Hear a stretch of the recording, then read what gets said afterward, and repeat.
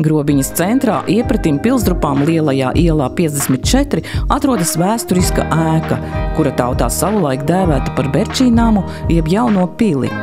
Tā celta pirms 142 gadiem pēc slavenā arhitekta Paula Maksa Berčī projekta, kā administratīvā ēka. Visos laikos tā pildījusi savas funkcijas dažādām valsts varas un sabiedriskajām iestādēm.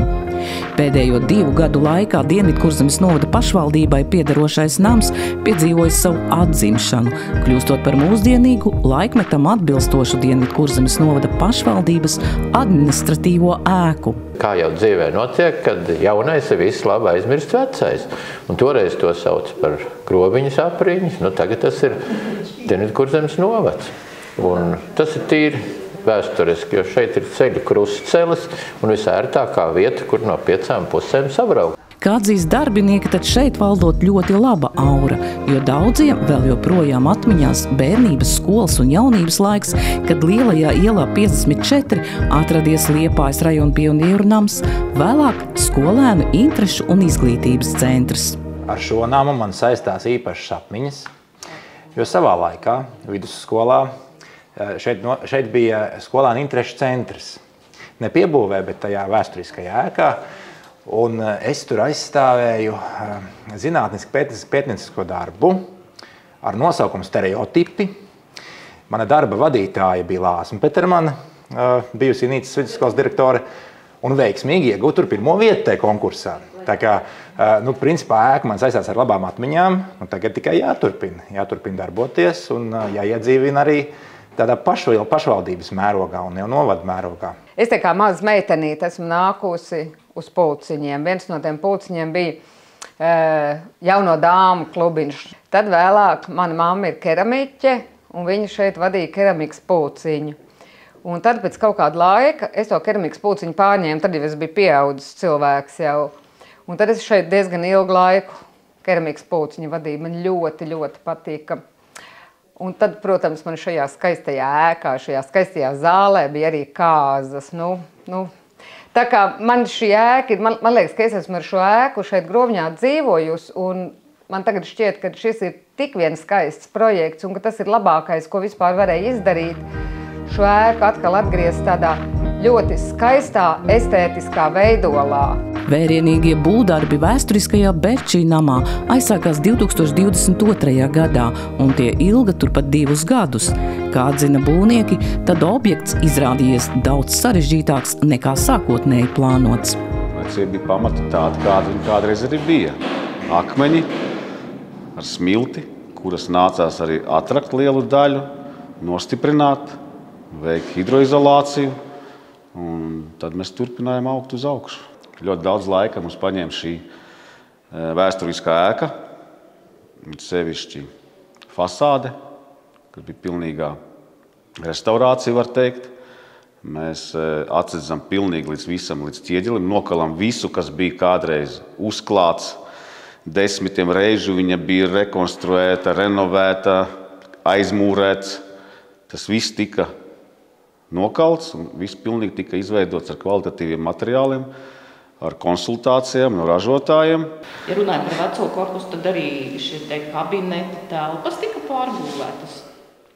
Ir dažas starpsienas, kas ir jaunā projektā, bet, kā teikt, izlaustas starpsienas nav tur nevienas. Tur ir vairāk telpu, kā bijis. Kā viens no izaicinājumiem būvniekiem bija senās ēkas daļas saaudzēšana kopā ar jauno korpusu, kas arī veiksmīgi izdevies saskaņā ar arhitektes Agitas Lieģes būvprojektu. Labi, loģiski sakļaujās, tas jaunais, kā šeit ienākšana, ar to veco. Vecais ir mūsdienīgi, un jaunais ir saskaņots ar klasiku. Atjaunotajās telpās izvietota daļa no Dienvidkurzemes novada pašvaldības administrācijas un citas struktūra vienības. Jaunbūve ir kļuvusi par novada centrālo mītni, nodrošinot tajā piekļuvi gan cilvēkiem ar kustību traucējumiem, gan vecākiem ar bērnu ratiņiem. Projekts pirmais variants bija muzikas skolā, bet muzikas skola izauga, un tad mēs to pielāgojām kopīgām deputātu, komisiju, komiteju, darba grupu, uzņēmēju organizācija, tas nozīmē sabiedrisku organizāciju vajadzībām un visam tam, kas vien var izmantot šīs te kopā nākšanas iespējas. Varbūt bija nepieciešama jauna administratīvā ēka, bet tā bija tad jābūvē plašāka, kur ir iespējams visiem speciālistiem sanākt, jo šobrīd speciālisti ir izmētāti pa visu pilsētu, un šeit nav kases, kase ir kaut kur pilsētas centrā, un līdz ar to tas nav pārdomāts risinājums. 8 novadus, kad mēs apvienojam, tad tieši Grobiņas novadam tā administrācijas ēka bija visbēdīgākā. Mēs dzīvojām bijušā sadzīves pakalpojumu centrā, kas tika pielāgots domas vajadzībām. Un šobrīd, ja šis ir novada centrs, tad es domāju, ka kādu ēku, kurā varētu noturēt domas sēdes un tā, ka tas noteikti ir nepieciešams un liederīgi. Jaunajā Dienvidkurzemes novada pašvaldības administratīvajā ēkā 2024. gada novembra nogalē uz pirmo domas sēdi plašajā un modernajā sēžu zālē pulcējās domas deputāti. Šoreiz sēdi ievadīja muzikāli svinīga noskaņa, ko radīja Liepājas muzikas mākslas un dizaina vidusskolas stīgu instrumentu ansambļa Ambers Strings priekšnesumi.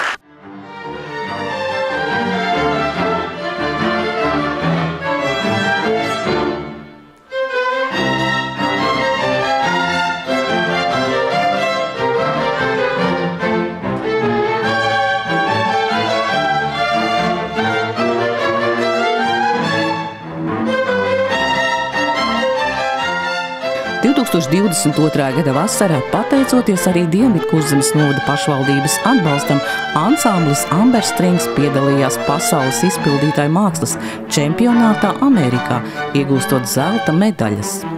Cerēsim, ka talantīgo muziķu izcilie sasniegumi iedvesmos arī novada pašvaldības domas deputātus jaunajās telpās uz nozīmīgiem un vērienīgiem darbiem.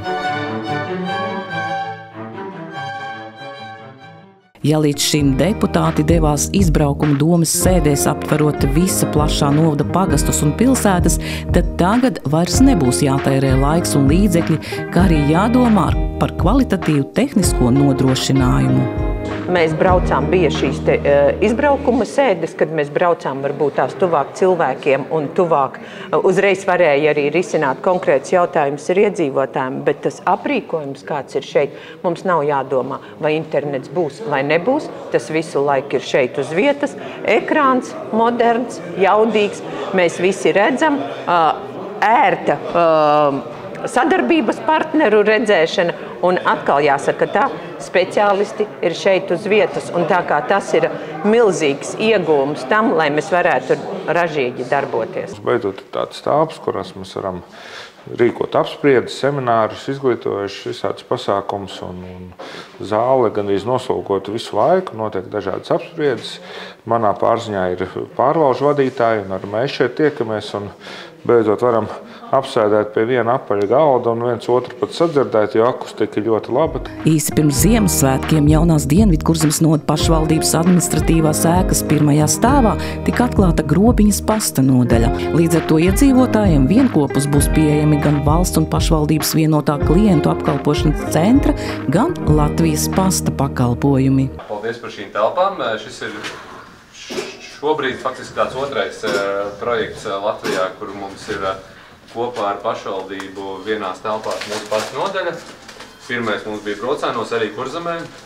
Un jā, mūsuprāt, šis ir viss tāds pareizākais risinājums, ka mēs esam kopā ar jums, kur gan dēļ tā, ka nāk pie jums klienti, atnāk arī pie mums, gan dēļ tā, ka nāk pie mums klienti, atnāk pie jums. Tagad jaunas telpas, jauna dzīve sākas. Jāpierod, protams, jāpierod pie visa jaunā. Tā kā, bet es domāju, ka būs labi. Sadraudzēšos te ar kolēģiem saucamiem, būs labi. Nu jā, un jau cilvēki nāk pirmajā dienā, pirmajā rītā, pieprasījums ir. Ļoti.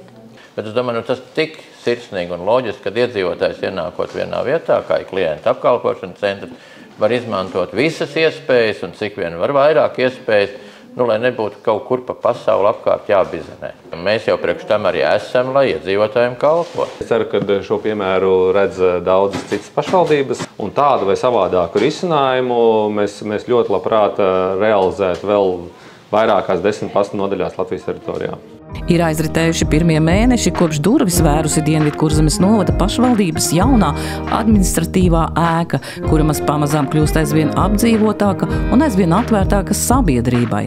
Kā atzīst pašvaldības vadītājs, tad tiekot domāts arī par to, lai nedēļas nogalēs plašo zāli varētu izmantot arī svētdienas skolas nodarbībām. Nāk uz pastu cilvēki, tad kultūras pasākumi, konferences, semināri. Un dabīgi, kad pēc remonta tas viss ir pielāgots mūsdienīgām vajadzībām. Vajag tikai izdomāt to vajadzību un viss var notikties.